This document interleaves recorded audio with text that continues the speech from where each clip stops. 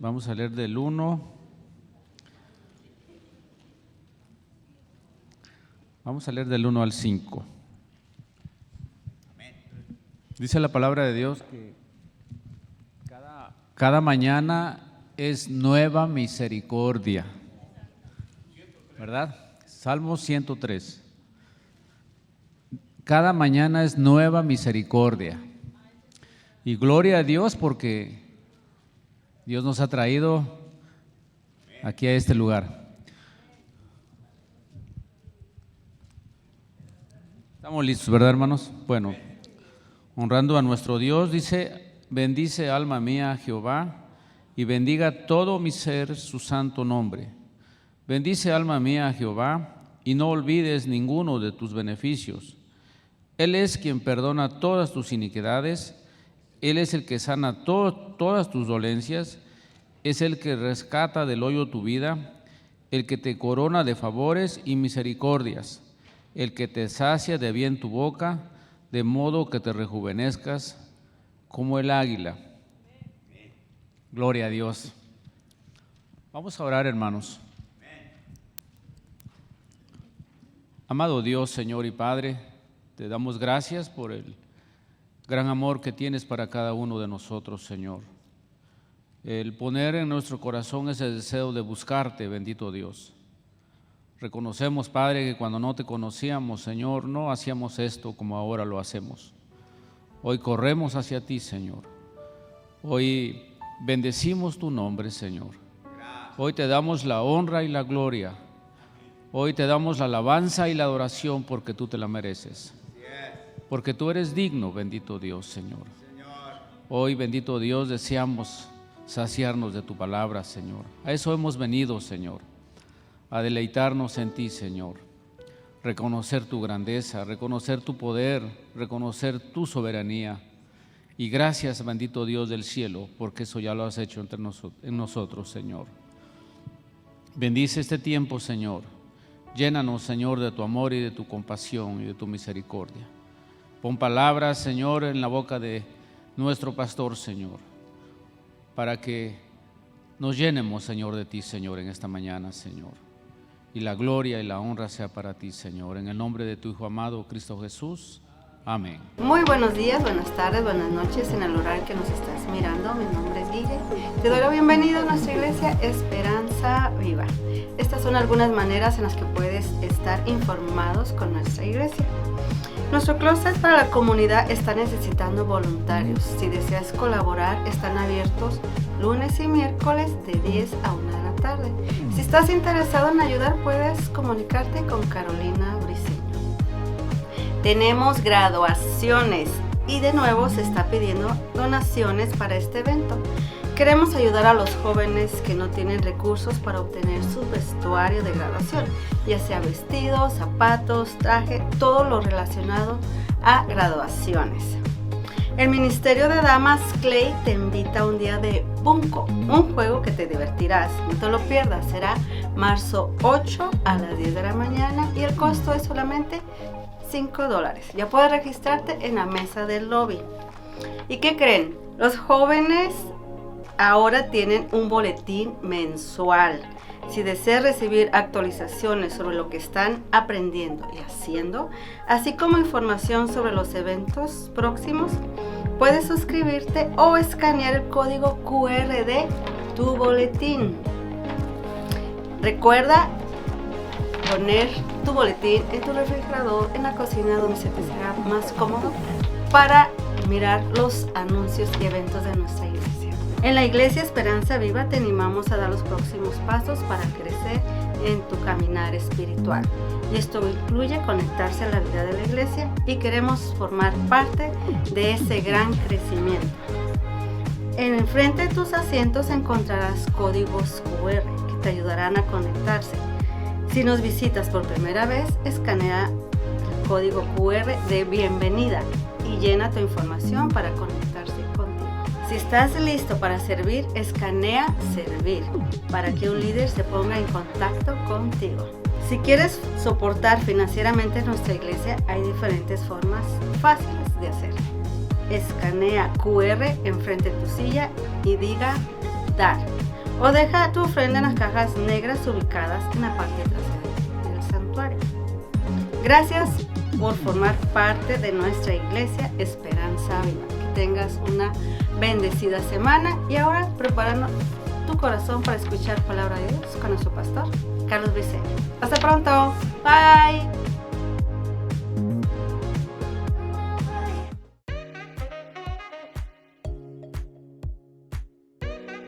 Ready? This is Oscar Puentes. Everybody say hi, Oscar.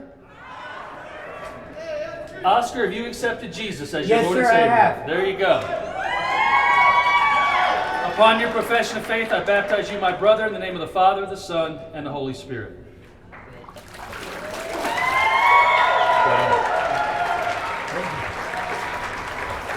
Hello everyone, buenas noches. This is Vladimir, este es Vladimir. Vlad has been coming to our church for about over a year now. A couple of months ago, he came to my office and he wanted to know what it really meant to be baptized. And that day he accepted Jesus as his Savior. Vladimir ya tiene como más de un año viniendo a la iglesia. Hace unas semanas vino a mi oficina un domingo y tenía muchas preguntas del bautizo y le expliqué el plan de salvación y recibió a Cristo como su Salvador.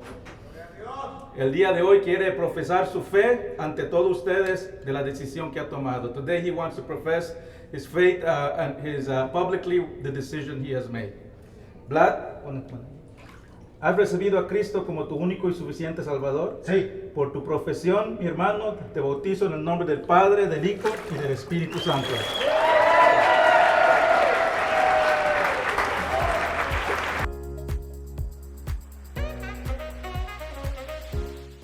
Muy buenas tardes, hermanos y hermanas. Vamos a estar en Apocalipsis capítulo 2. Estamos continuando nuestro estudio de libros, los primeros 3 capítulos de Apocalipsis, que son 7 cartas a 7 iglesias en Asia Menor. El libro de Apocalipsis es conocido como un libro de profecía de los fines de los tiempos, pero los primeros 3 capítulos hablan de la iglesia actual.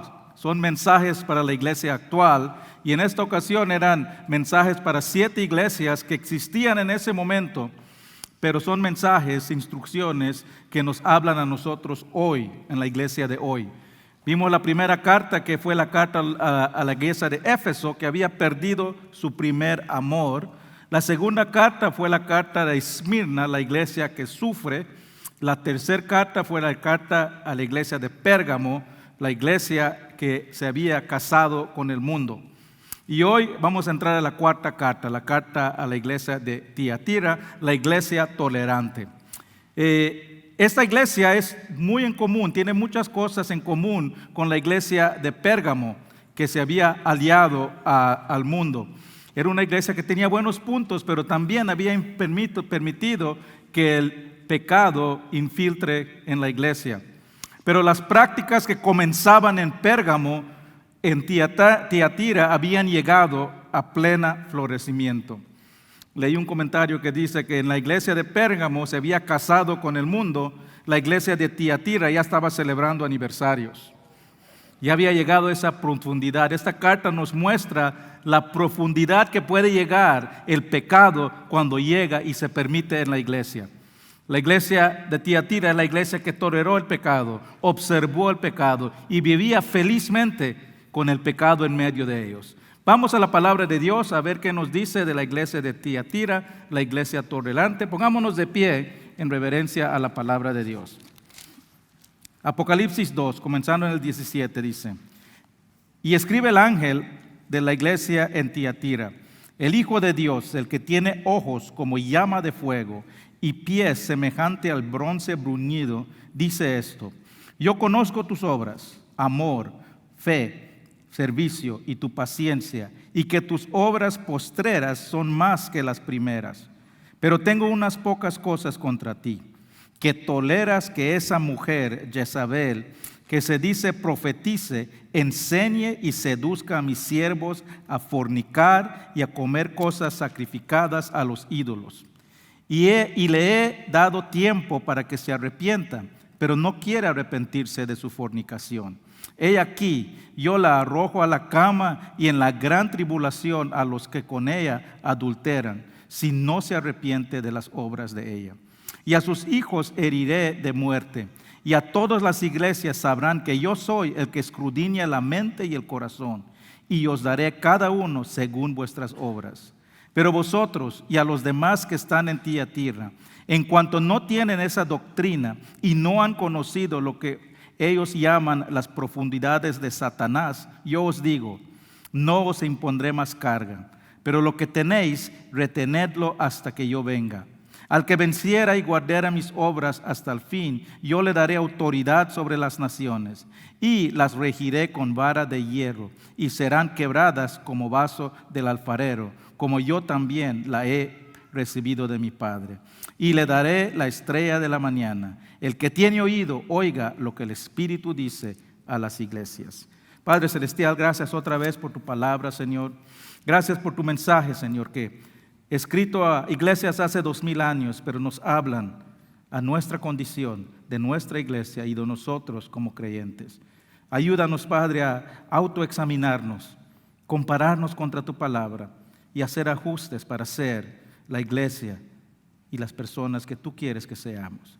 Bendice este tiempo, Señor, a cada persona que está aquí presente. Ayúdanos, Señor, a poner esas cargas que traemos de la semana a un lado para escuchar lo que tú tienes que decirnos. Y que este mensaje continúe después que dejemos este lugar y lo podamos aplicar a nuestras vidas diariamente. Gracias te damos en el nombre de Cristo Jesús. Amén. Pueden tomar asientos, hermanos. Estos son los 3 puntos que vamos a ver hoy acerca de esta iglesia de Tiatira, la iglesia que había tolerado el pecado. Vamos a ver primero el crecimiento de la iglesia, después vamos a ver la condenación de la iglesia y después la consolación de la iglesia. Antes de comenzar, como hacemos cada semana, vamos a conocer un poco más de esta ciudad, esta iglesia donde estaba, a quien fue escrita esta carta. La ciudad de Tiatira es la más pequeña de las 7 iglesias, de las 7 ciudades que estamos viendo. Y interesantemente, es la carta más larga de las 7. La carta más larga fue para la iglesia más pequeña. Fue fundada como 300 años antes de Cristo por Alejandro Magno y estaba ubicado en un valle largo que extendía como 40 millas antes de llegar a Pérgamo. Era un valle extenso y no tenía defensas naturales. Y eso explica mucho de su nombre. La palabra Tiatira significa sacrificio incesante. ¿Y por qué sacrificaba tanto? Porque era una iglesia, una ciudad que se consideraba la entrada a Pérgamo.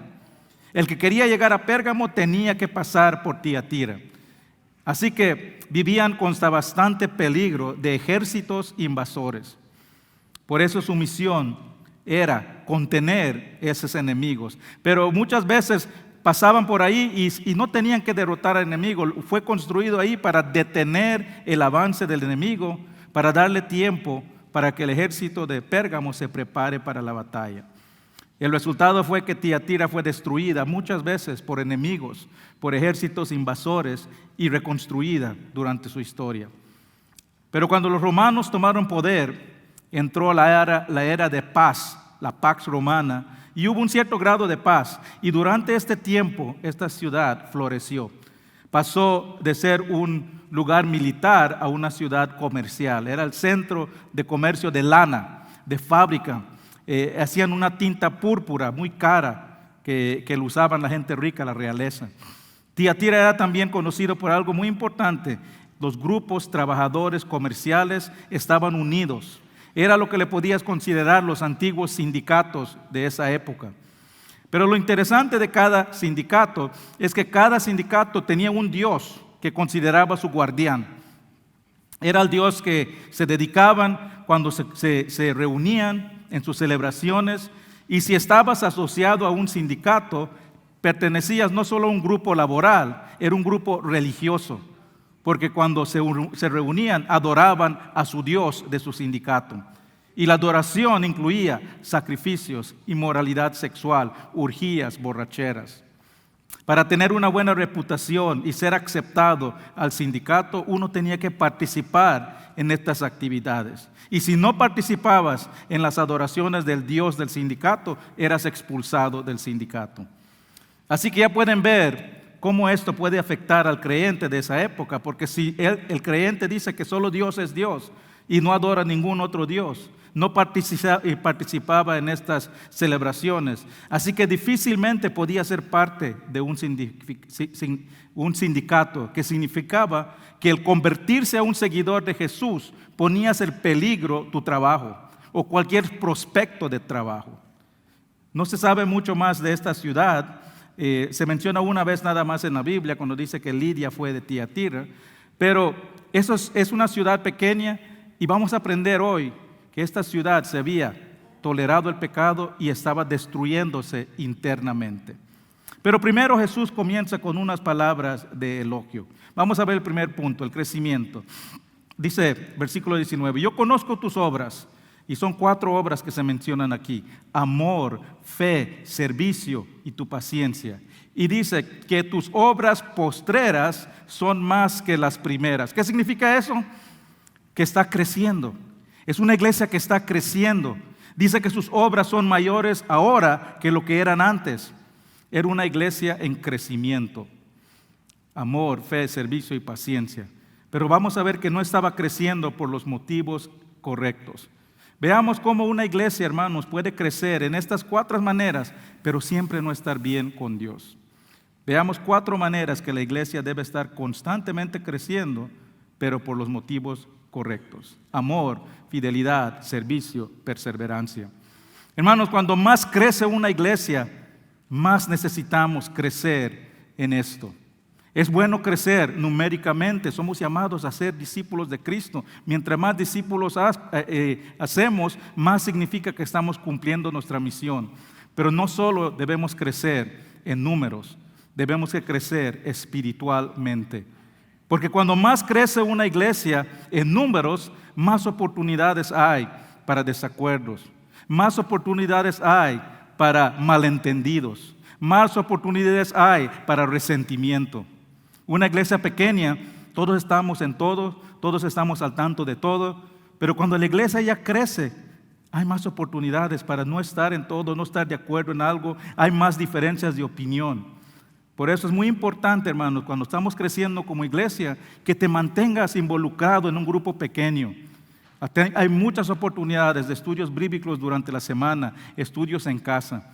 Y la manera que hacemos eso es porque cuando nos reunimos aquí, que es importante esta reunión corporal juntos, esta es la iglesia, pero cuando estás aquí, escuchas algo, es difícil, si no entiendes, preguntar.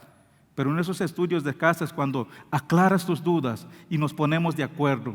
Es así como las primeras iglesias, dice la palabra, que estaban en un mismo sentir. Estamos hablando de 3,000 personas en esas primeras iglesias y estaban de acuerdo en todo. ¿Por qué? Porque dice el versículo de Hechos 2:42 que se reunían en el templo y en las casas, en grupos pequeños.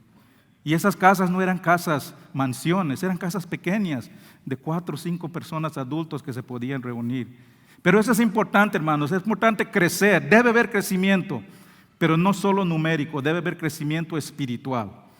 Y veamos 4 maneras en que debemos de crecer espiritualmente para que seamos una iglesia con crecimiento saludable. El primero es amor.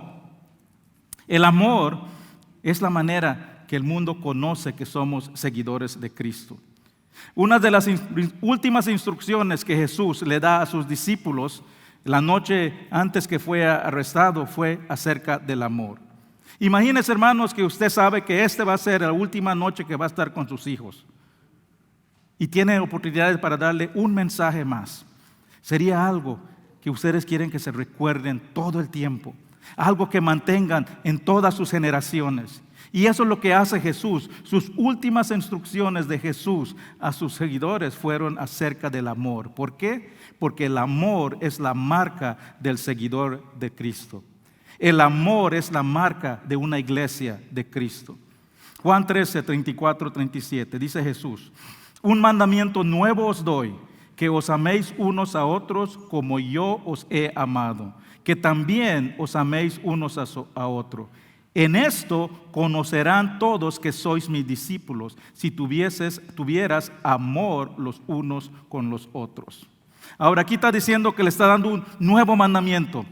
Pero el nuevo mandamiento no es que se amen unos a los otros. Eso ya existía en la palabra de Dios. En las Escrituras, todas partes vemos, ámense unos a los otros.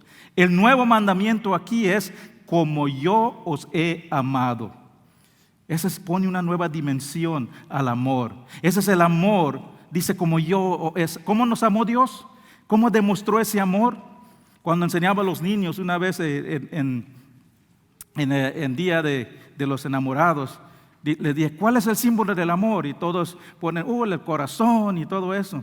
Pero hermanos, el símbolo del amor es Jesús muerto en la cruz. Jesús derramando su sangre. Ese es el símbolo del amor. Esa es la manera que Jesús quiere que nos amemos. ¿Por qué? Porque es un amor que piensa en el beneficio de otros, aunque no lo merezcan. Nosotros no necesitamos el amor de Dios. Somos pecadores. Lo que merecemos, dice la palabra, es la muerte eterna. La paga del pecado es la muerte. Pero dice Romanos 5 que aún siendo pecadores, Él demostró su amor con nosotros. ¿Cómo? En la cruz, entregando a su Hijo en la cruz. Ese es el amor. Cuando Él dice, ámense como yo os amo, es el amor que Él demostró en la cruz. Ese amor que hace el bien para el otro, aunque no lo merezca. Lo que está ordenando Jesús aquí es que demostremos ese amor que proviene de Dios. No solo es un amor emocional, no solo es un amor sentimental, es un amor incondicional que se demuestra con acción. Es un amor que piensa en la necesidad de uno sobre uno mismo. Piensa en el bien del otro. Dice la palabra cuando Jesús estaba en el jardín de Getsemaní, la noche que fue arrestado, estaba sudando, dice, gotas de sangre. Estaba angustiado. Decía, Señor, Dios Padre, no quiero hacer esto. Quítame esta copa si es de tu voluntad, pero si no, hágase su voluntad. Ese es el amor. Cuando nos ofenden y queremos vengarnos porque la persona no se merece, el amor es decir, Señor, voy a perdonar a esa persona aunque no lo merece. Ese es el amor que perdona al que no merece. El amor que mira el bien para el que lo ofende. Y es muy común hoy en día en las iglesias que nos enfoquemos más en cómo nos sentimos que en demostrar lo que sentimos.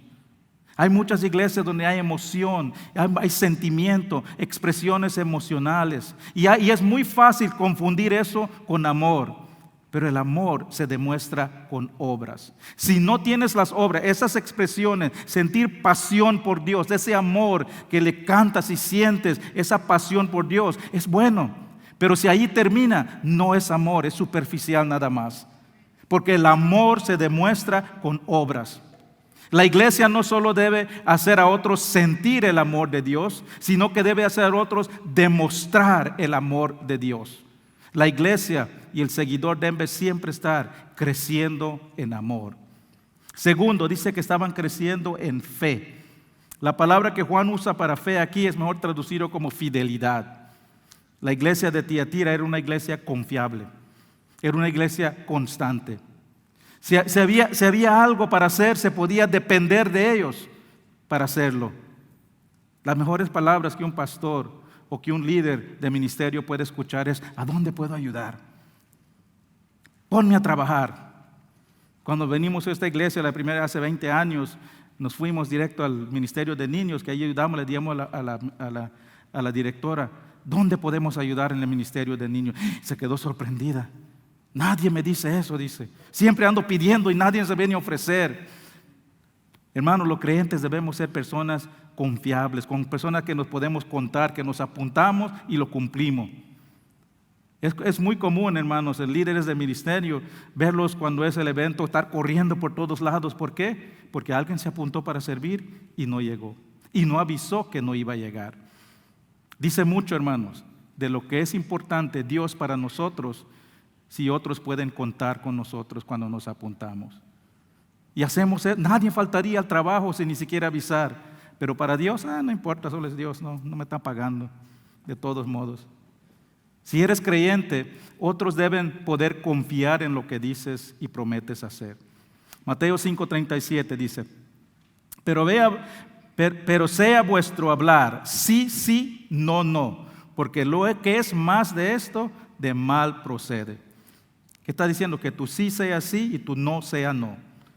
Nuestro sí y nuestro no debe ser suficiente. Dice ahí, porque si le tienes que agregar algo más, entonces tus promesas no son creíbles.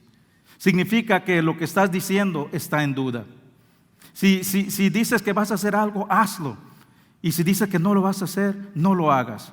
La iglesia, el seguidor, debe estar creciendo siempre en fidelidad. Número 3, también debe estar creciendo en servicio. La palabra servicio aquí se traduce como ministerio. Literalmente significa levantar polvo, estar siempre activo, moviéndose, trabajando. Tiatira era una iglesia con muchos ministerios, era una iglesia activa, era una iglesia de movimiento. La iglesia, hermanos, es una iglesia que venimos a participar. Somos una iglesia que venimos a servir. La iglesia no es un partido de fútbol donde la mayoría están viendo a 22 personas sudar. El momento que pusiste tu fe en Cristo, fuiste enrolados a entrar en la cancha a jugar. Primera de Pedro 4:10 dice, cada uno, según el don que ha recibido, ministrelo a los otros como buenos administradores de la multiforme gracia de Dios. El servicio es un aspecto fundamental del crecimiento espiritual del creyente. Fuimos creados para servir, fuimos salvados para servir, fuimos llamados para servir, fuimos equipados para servir, fuimos autorizados para servir, fuimos ordenados para servir y un día vamos a tener que rendir cuentas por nuestro servicio como creyentes. Ahora, hermanos, tengo que decir que esta iglesia es una iglesia donde se sirve, las personas sirven más de lo normal. El promedio de las personas que sirven en las iglesias es el mismo promedio normal, 20-25% hacen el 80% del trabajo. Pero hermanos, tú puedes ver aquí el servicio. Anoche tuvimos un servicio para un hermano que falleció. Ay, qué gozo, hermanos, ver a tantas personas sirviendo en todos lados. La última vez hice el cálculo de cuántas personas sirven y creo que el 70% de personas están sirviendo en algún ministerio.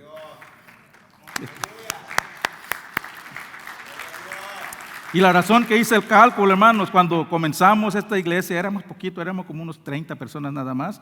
Y todos los años mi esposa y yo hacíamos al final de año un almuerzo para los que sirven y les comprábamos sus regalitos de Navidad. Después empezamos a crecer, después le hacíamos la cena y hacíamos un regalito por familia. Después hacíamos una cena, empezamos a rifar regalos. Ya no podemos hacerlo, hermano, ya.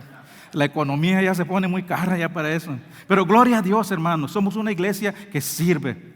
Y yo creo que es porque se enseña el servicio y la importancia del servicio. Recordando que no estamos sirviendo a hombres, estamos sirviendo a Dios. La iglesia debe estar siempre creciendo el servicio. Y cuarta, la iglesia debe estar sirviendo en paciencia. Dice que eran pacientes. Ahora, la palabra paciencia aquí significa perseverancia.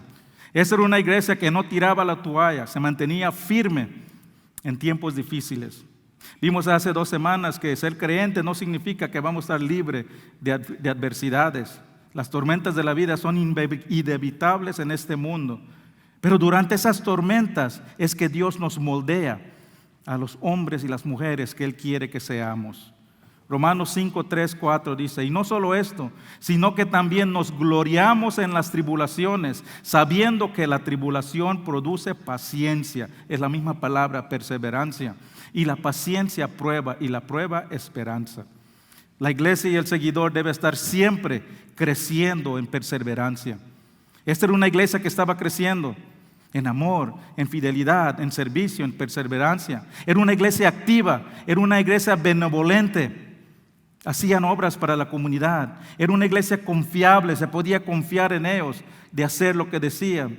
Era una iglesia con muchos ministerios, movimiento, servicio.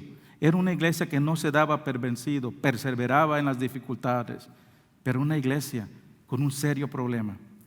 Ellos permitían la idolatría, la inmoralidad en la iglesia. Toleraban el pecado a punto que sus obras ya no eran por los motivos correctos. Amaban, pero no demostraban el amor de Cristo. Tenían fe, pero no confiaban solo en el Dios Todopoderoso. Servían, pero servían a muchos dioses paganos. Perseveraban, pero no para honrar y no para glorificar a Dios. Estaban creciendo en buenas obras, pero toleraban el pecado. Eso nos lleva al siguiente punto, la condenación. Aunque esta iglesia parecía buena de afuera, internamente estaba corrupto. Y cuando empiezas a leer esta carta, puedes ver que Jesús viene aquí a confrontar. Esta carta es para juzgar esas obras corruptas. Noten cómo introduce la carta Jesús. Dice, yo soy, dice el 18, el que viene con ojos, con llama de fuego y pies semejante a bronce bruñido. Les dice que viene con llamas, con ojos de llama de fuego, que mira todo lo que está pasando en esa iglesia. No solo las obras externas, sino los motivos del corazón. Y no le gusta lo que ve. Sus ojos dice que son como llama de fuego. Jesús viene enojado, viene a juzgar, no le gusta lo que ve. Viene, mira que no está bien lo que está pasando. Me acuerdo una vez que estaba en Costco comprando y como siempre mi esposa me manda a conseguir algo mientras estamos en la línea y regreso corriendo con lo que me dijo y me mira mi esposa, eso no es lo que te pedí. Y ya estamos pagando y el cajero le digo, esto no lo voy a llevar porque no es lo que querías. Y dice, sí, ya miré los ojos de fuego de tu esposa, dice. Dios mira todo y Él mira y no está de acuerdo con lo que ve en esta iglesia. Hermanos, tú puedes pensar que puedes esconder lo que estás haciendo de Dios, pero Él mira todo. Él mira todo.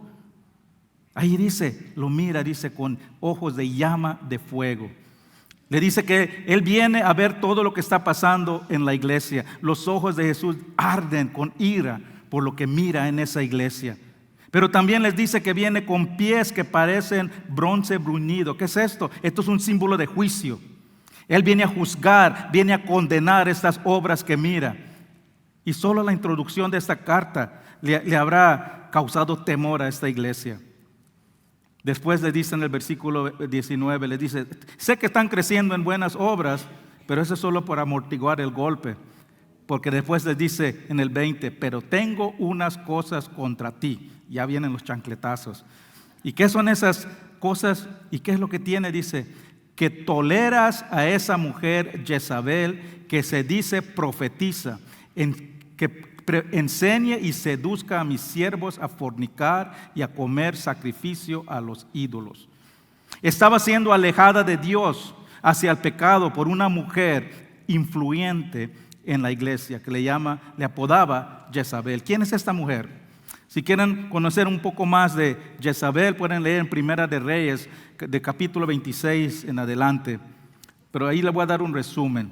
Esta era una mujer que estaba devota a adorar el dios Baal, que era una religión perversa y depravada. Baal era un dios de fertilidad y Jezabel lo adoraba y tenía como 850 sacerdotes o sacerdotisas se le llamaban, que estaban encargadas de adorar a este dios, pero eran nada más que prostitutas, porque la adoración era agitar al pueblo y terminaba con orgías, inmoralidad sexual, fornicación. Eso es quién era ella, era parte de esto. Y ella era una gentil y llega a Israel, seduce al rey Acab y Acab se casa con ella. Y con esa unión trae su religión pervertida al pueblo de Dios. Y bajo su influencia Acab construye un templo a Baal, a ese gran dios falso. Y el pueblo se empieza a alejar de Dios por seguir las prácticas perversas de este dios. Por eso Jezabel llegó a ser identificada con la maldad, con la perversión, con la idolatría y cualquier cosa que aleja al creyente de Dios. Dice que era una mujer que seducía a los miembros de la iglesia a la inmoralidad sexual. Dice el versículo 20, enseña y seduce a mis siervos a fornicar y a comer cosas sacrificadas a los ídolos. Como los mencioné antes, hermanos, ahí los cultos no solo eran en los templos, en estos sindicatos. Si tú trabajabas ahí en Tiatira, pertenecías a un sindicato y tenías que asistir a estas reuniones. Y eran reuniones de idolatrías a falsos dioses. Pero parte de esa adoración era hacer un sacrificio a los dioses falsos. Y muchas veces esos sacrificios no se sacrificaba todo el animal, porque eso lo usaban para celebrar después en sus orgías y borracheras. Muchas veces solo sacrificaban el pelo del animal y después guardaban lo demás para hacer sus celebraciones. Y eso, comer de esos ídolos, esos sacrificios, era parte de la idolatría. Y eso es lo que le está diciendo. Esto que estás haciendo, participando, si estás comiendo la carne sacrificada a ídolos, ¿qué significa? Que estás ahí presente cuando están celebrando y eres parte de esa celebración, esas prácticas idólatras, de esas prácticas perversas que está pasando. El pecado aquí no era animal que comían, sino que participar en la celebración de adoración, de inmoralidad y depravación. Esa frase, esa falsa profetisa le decía a la iglesia que ellos podían ser creyentes de Dios, que podían decir que son seguidores de Cristo, pero al mismo tiempo podían continuar sus creencias pasadas, al mismo tiempo podían ir al templo falso y a practicar esas orgías y esas prácticas depravadas. Les decían, tu vida espiritual con Cristo no tiene que ver nada con tu vida que haces después y haces en tu tiempo libre. Podían seguir viviendo tu vida de pecado y después vas al templo a pedir perdón. Hermano, eso siempre existe hoy. El mundo siempre nos aduce de esa manera. Y lo hace de dos maneras, con filosofías dualistas y con malinterpretación de la gracia. ¿Qué es eso? Primero, ¿qué son las filosofías dualistas? Dice que la carne y el espíritu son independientes. Y lo que a Dios le preocupa es tu espíritu. Dios espera que el espíritu sea limpio, puro y libre de maldad. Pero la carne, dice, es pecaminoso. La carne es perversa por naturaleza. Así que solo vive y deja hacer la carne lo que quiera. La carne no importa, no va a cambiar tu vida espiritual. Puedes satisfacer todos tus deseos de la carne siempre y cuando mantengas tu espíritu limpio. Eso es lo que dice esa filosofía dualista. Pero hermano, el momento que una persona entrega su vida a Cristo, el Espíritu de Dios toma morada permanente en ti. Y tu cuerpo, tu carne, se convierte en el templo de Dios. Y dice la palabra que cuando tú tomas a Cristo como tu Salvador, dice que Él te compró todo de ti. Tu cuerpo, tu ser, tu mente, todo de ti es el templo de Dios. 1 Corintios 6, el 16, 18 y 19 dice, ¿no sabéis que vuestros cuerpos son miembros de Cristo? Huid de la fornicación. ¿O ignoráis que vuestro cuerpo es el templo del Espíritu Santo, el cual está en vosotros, el cual tenéis de Dios, que no sois de vosotros? Hermanos, aquí hay tantas dimensiones de esto. Hay una dimensión espiritual, donde tú llevas tu cuerpo, ahí está Dios contigo. Espiritualmente, no lo lleves donde Él en lugares que lo deshonra. Él te compró con tu sangre, Él está contigo. Perteneces a Jesús. Él vive en tu cuerpo. Donde tú vas, Él va. No lo lleves en lugar que los deshonras. No hagas con tu cuerpo cosas que lo deshonran. Pero también tiene una aplicación física. La manera que tratas tu cuerpo, estás tratando un cuerpo que no pertenece a ti, que pertenece a Cristo, es tu dueño.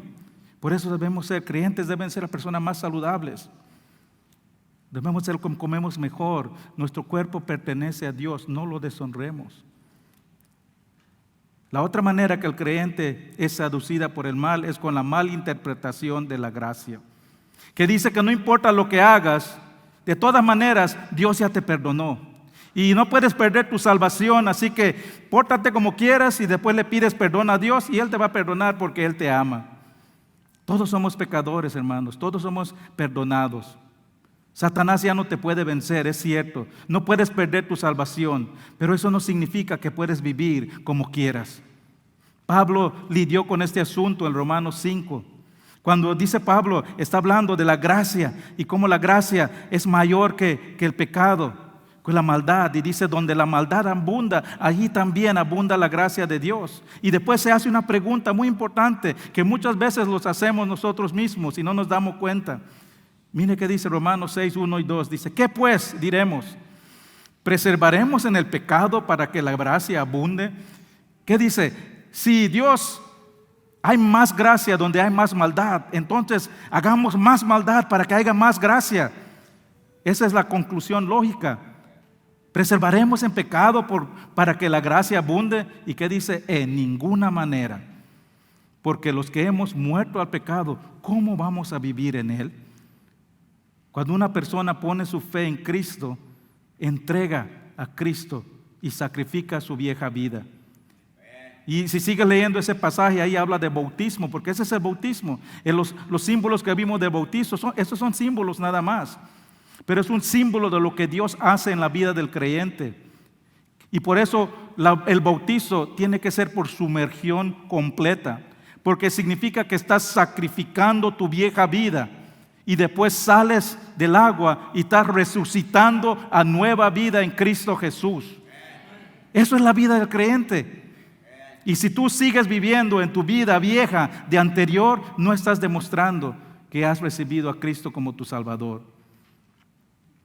Porque si lo has hecho, has sepultado tu vieja vida y has resucitado en nueva vida con Cristo. Y esa nueva condición espiritual es algo interno, pero que se demuestra externamente con nuestras obras. No podemos decir que somos seguidores de Cristo si nuestras obras no lo demuestran. Mateo 7 dice que por sus frutos los conocerás. Santiago dice que fe sin obras es fe muerta. La fe que salva es la fe que convierte a una nueva creación. Y esa nueva creación se manifiesta con obras externas que honran a Dios. El mundo siempre nos va a seducir, hermanos, con ideologías falsas, con argumentos que nos alejan de Dios. Te va a decir, nadie te está viendo. Complace tus deseos. No le estás haciendo daño a nadie. Todo el mundo lo está haciendo, así que nadie te va a decir nada. No estás haciendo nada ilegal. Sigue haciéndolo. Cuando Satanás te ataque de esa manera, recuérdate de la palabra de Dios. En 1 Corintios 10:23 dice, todo me es lícito, mas no todo me conviene. Todo me es lícito, mas no todo edifica. La iglesia de Tiatira se había dejado de seducir por ideologías inmorales. Se entregó a la idolatría, a la inmoralidad. Pero aún así, en medio de esto, hermanos, podemos ver la gracia de Dios. La gracia de Dios sobre el pecador, sobre esta mujer que estaba haciendo tanto daño a la iglesia. Dice el versículo 21, y le he dado tiempo para que se arrepienta. Dios es paciente, hermanos. Él no desea, dice la palabra, que nadie llegue a perecer. Él espera que te arrepientas. Pero el que se rehúsa recibe la ira de Dios, recibe el juicio de Dios. Dios es paciente, hermanos. No importa qué lejos estés de Dios. Dios, esta mujer, cuánto daño estaba haciendo en esta iglesia, alejando a los hijos de Dios a la inmoralidad sexual. Pero aún así Dios le dice, le he dado tiempo para que te arrepientas. Pero va a llegar el día donde va a terminar su paciencia. Y hermanos, si tú estás aquí y estás esperando que Dios te dé tiempo, nunca sabes cuándo va a ser ese tiempo. No esperes que sea muy tarde. Arrepiéntete, dice la palabra. Dios es gracioso, pero Dios es Dios de gracia, pero también es un Dios de juicio. ¿Y qué pasa cuando no se arrepienten? Versículo 22, he aquí yo la arrojo en cama y en la gran tribulación a los que con ella adulteran, si no se arrepienten de esas obras de ella. Hay dos cosas aquí, dice, que pasan. Yo la arrojo en cama. ¿Qué significa eso? Está hablando de que ya esto va a ser final, le va a arrojar, esa es la muerte eterna. La cama es la muerte. Esta persona ya no va a ser igual. Pero también a los que le están siguiendo, dice que va a venir tribulación. Hay tribulación para el que mancha la pureza de Dios.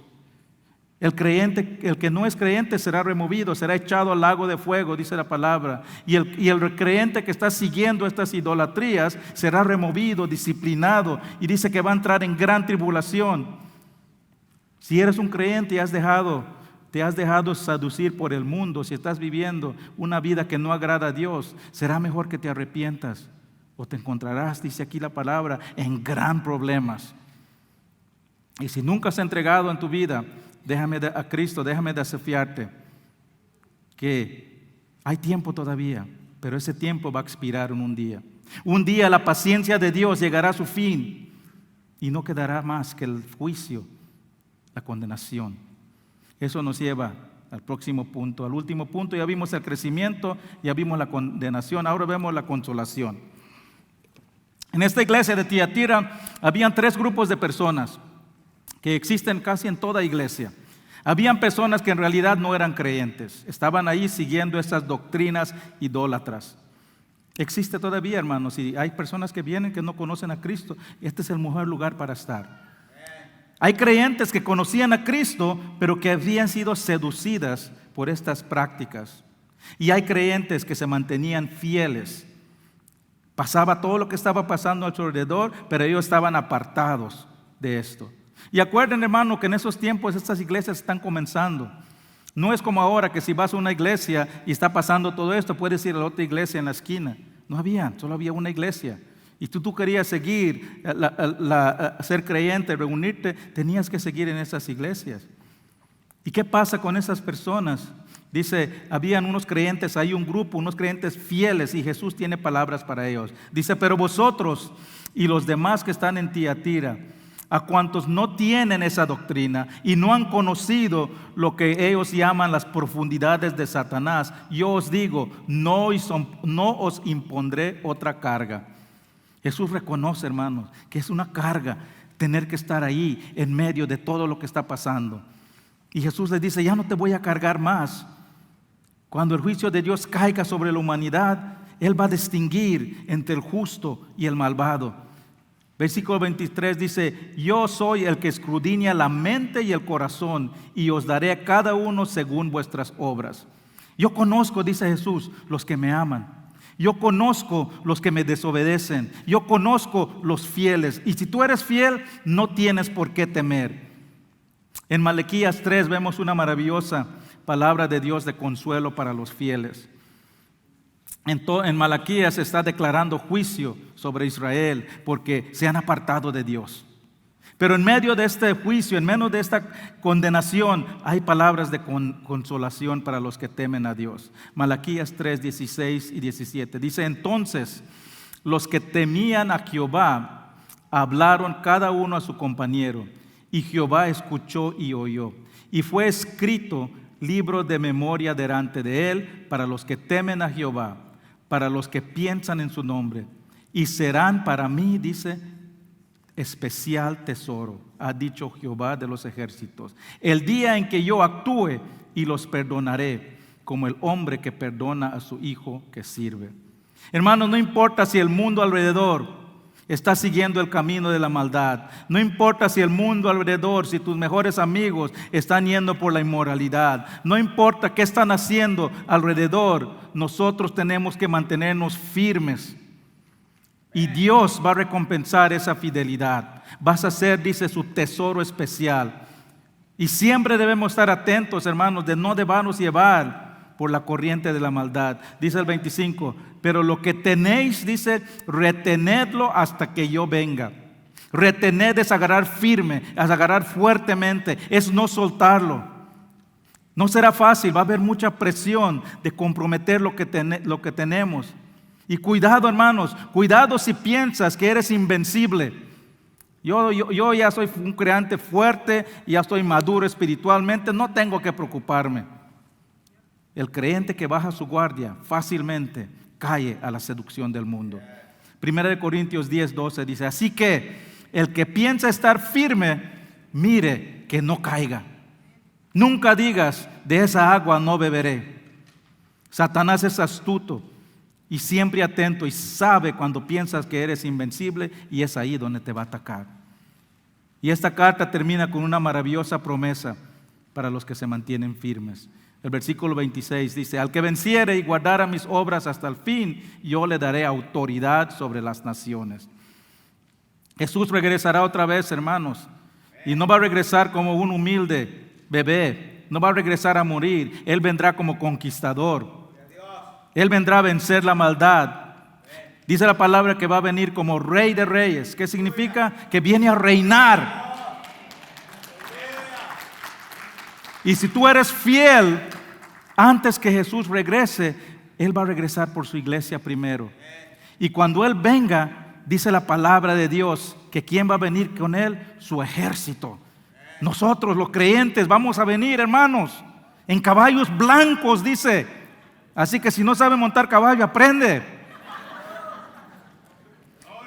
Y dice la palabra que vamos a reinar con Él.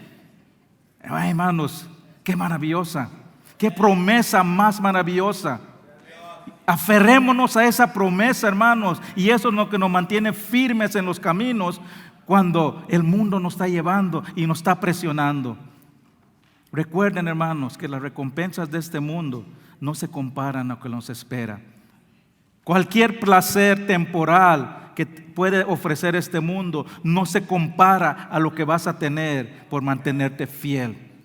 Romanos 8:18 dice: pues tengo por cierto que las aflicciones del tiempo presente no son comparables con la gloria venidera que en nosotros ha de manifestarse.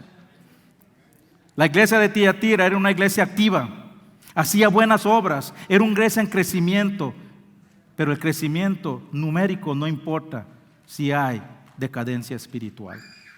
Le voy a pedir al grupo de alabanza que pase adelante. Hermano, y la tolerancia del pecado había llegado a esta iglesia, lo estaban matando por dentro. 100 años después de esta carta, esta iglesia ya dejó de existir. Fue destruida internamente. Y es interesante, hermanos, porque en las otras cartas vemos que había presión externa, había persecución. La iglesia de Esmirna estaba sufriendo por su fe en Cristo, pero siempre se mantenía firme. Esta iglesia no tenía nada de esto. ¿Por qué? Porque se había involucrado en el mundo. No tenía presiones externas. Fue destruido internamente. Fue destruido internamente. El verdadero problema aquí era interno. Fue destruida por tolerar la perversión por dentro. Hermanos, vamos a ponernos de pie a cantar este canto de invitación, y va a ser el tiempo también para prepararnos para la cena del Señor. La cena del Señor, hermanos, lo hacemos la primera semana de cada mes, y es una ordenanza que Cristo nos dejó. Y lo hacemos siempre en este tiempo porque es un tiempo de examinación. Dice la palabra que antes de tomar la cena del Señor, te examines tu corazón. Durante este canto que habla de las promesas de Dios, examina tu corazón. Dile que te ilumine y te muestre esas cosas que están estorbando tu relación con Dios. Y el propósito no es para excluir a nadie de la cena del Señor. El propósito para examinarte es para cuando Dios te muestre algo, entregárselo a Él y que te limpie tu corazón. Dice la palabra de Dios en 1 de Juan 1:9 que Dios es justo, que si le confesamos nuestros pecados, Él nos limpia de toda maldad. Así que durante este canto, si tiene una carga que entregarle a Dios, está abierto el altar. Hay personas aquí que pueden hablar con usted. Y preparemos nuestro corazón para poder tomar la cena del Señor después. Padre Celestial, haznos una iglesia fiel, una iglesia obediente a tu verdad. Y no permitir que el pecado infiltre nuestra iglesia y nuestras vidas. Manténnos puros para poder ser instrumentos de honra para tu obra. Oramos, Padre, que trabajes en cada corazón aquí. Ayúdanos a ser la iglesia que tú quieres que seamos. Que seamos una iglesia que crece no solo en números, no solo en obras, no solo en ministerios, sino que una iglesia que crece en amor, y ese amor que tú demostraste en la cruz, que crece en fidelidad de tu palabra, que crece en la verdad del Evangelio, que crece en obras y en servicios, pero que sean demostración de nuestro amor a ti. Gracias, Padre, en el nombre de Cristo Jesús. Amén. Si el Señor te ha hablado, pasen adelante. Hay personas aquí para hablar con ustedes, orar con ustedes. Permita que Dios hable en su corazón. No tengan pena. Pasen adelante si necesitan descargar unas cargas con Dios.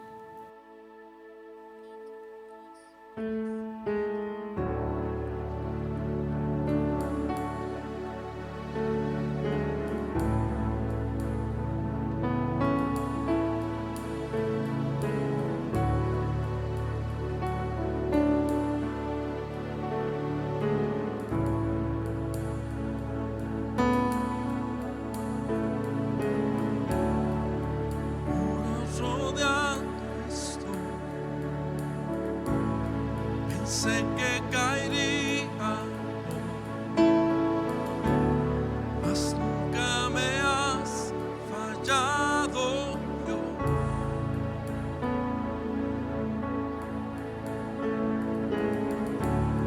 Espera terminará. Sé que has vencido ya.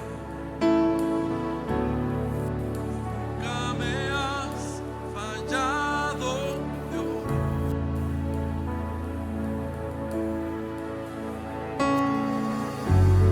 En ti confiaré, tu promesa sigue en pie, tú eres fiel.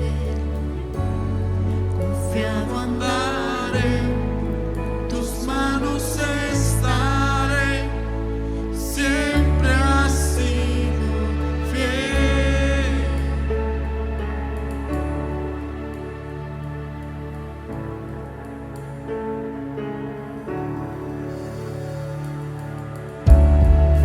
La noche acabará, tu palabra se cumplirá. Mi corazón te alabará.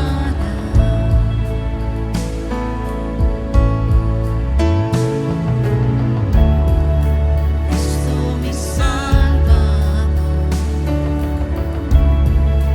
cúbreme con tu amor. Mi corazón te alabará.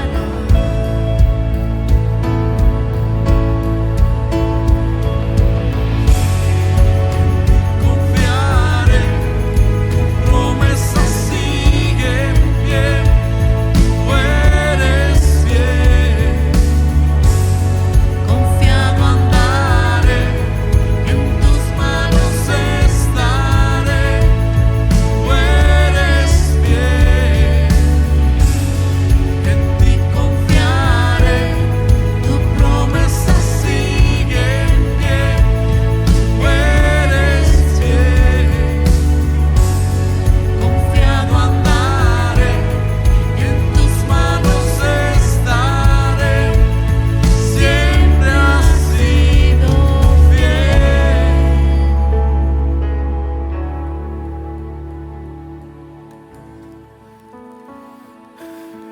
Padre Celestial, gracias, Señor, por tu fidelidad, Padre. Gracias, Padre, porque aunque nosotros te fallamos, tú siempre estás ahí demostrando tu gracia y tu amor.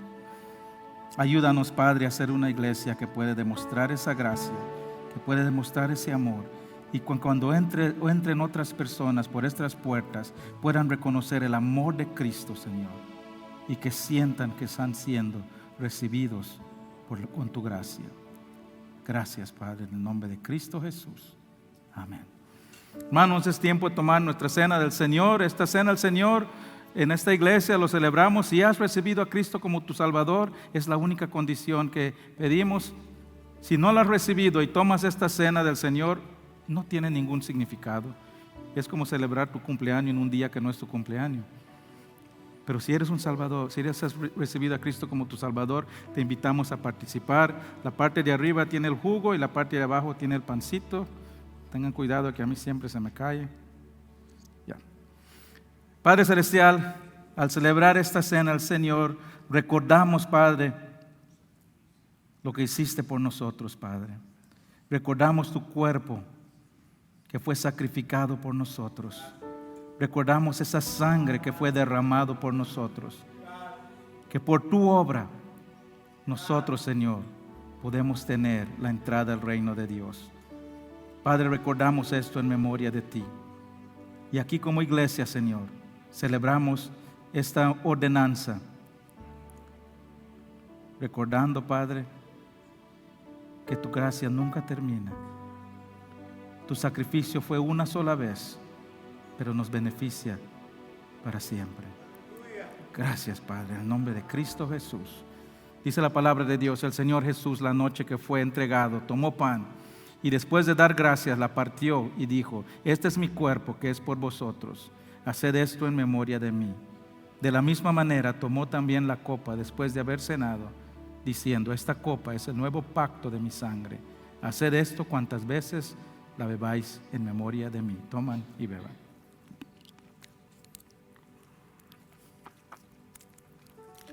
Hermanos, como hacemos cada vez que tomamos la cena del Señor, tenemos un tiempo de comunión. Al salir hay sándwiches ahí, hay cafecito, hay agüita. Es tiempo de conocernos. Si está aquí visitándonos, pase adelante. Si ustedes somos miembros de la iglesia, hagan un esfuerzo para conocer a personas que no conocen o visitantes y invítenlos a la casa de Dios. Padre Celestial, gracias por los alimentos que nos vas a dar en este momento. Bendícelos, Señor. Bendice las manos que las han preparado, a las personas que han ayudado a prepararla también. Y, Señor, llévanos con bien, Señor. Cuídanos esta semana. Que todo lo que hagamos, todo lo que digamos, todo lo que pensemos, Señor, demostremos que somos hijos tuyos, Padre. Y que no permitamos que el pecado infiltre nuestras vidas y nuestra iglesia. Gracias, Padre, en el nombre de Cristo Jesús. Amén.